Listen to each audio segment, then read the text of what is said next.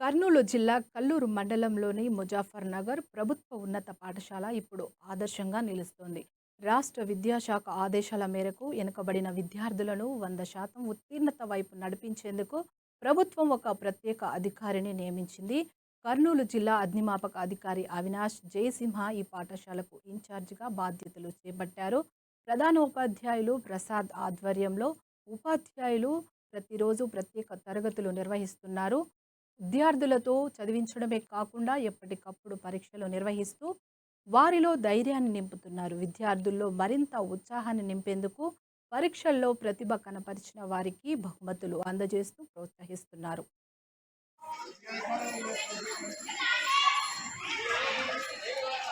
ఏ విధంగా ట్రైన్ చేయాలి?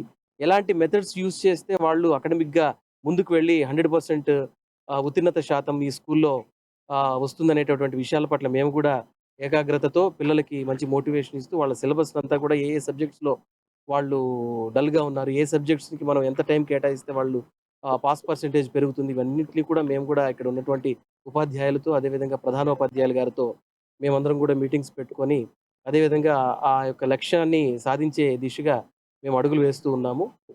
సో, కొద్దిమంది పిల్లలు మ్యాథ్స్‌లో వీక్‌గా ఉన్నారు. కొద్దిమంది పిల్లలు బయాలజీలో వీక్‌గా ఉన్నారు. వాటికి ఎక్స్‌ట్రా తరగతులు మనము వెచ్చించి ఎక్స్‌ట్రా క్లాసెస్ కండక్ట్ చేస్తూ, తర్వాత ఈవినింగ్ టైమ్స్‌లో ట్యూషన్ క్లాసెస్‌ను కూడా టీచర్స్ ఇక్కడ కండక్ట్ చేస్తూ వాళ్ళని పాస్ అయ్యే విధంగా చేయడం కోసము వాళ్ళ వంతు కృషి వాళ్ళు చేస్తున్నారు. అదేవిధంగా నాకు తెలిసినటువంటి విషయాలు మోటివేషన్స్ పరంగా మోటివేషన్ ఇవ్వడానికి కోసం నా వంతు కృషిగా నేను వాళ్ళకి ఏ విధంగా వాళ్ళు చదివితే ఎటువంటి టెక్నిక్స్‌ని వాళ్ళు యూజ్ చేస్తే వాళ్ళు పాస్ పర్సెంటేజ్ పెరుగుతుందో వాళ్ళకి గూడా పిల్లలకి చెప్పడం జరుగుతూ ఉంది. వాళ్ళు గూడా అందరూ గూడా సానుకూలంగా స్పందిస్తున్నారు. అందరూ గూడా కష్టపడి చదివే పిల్లలు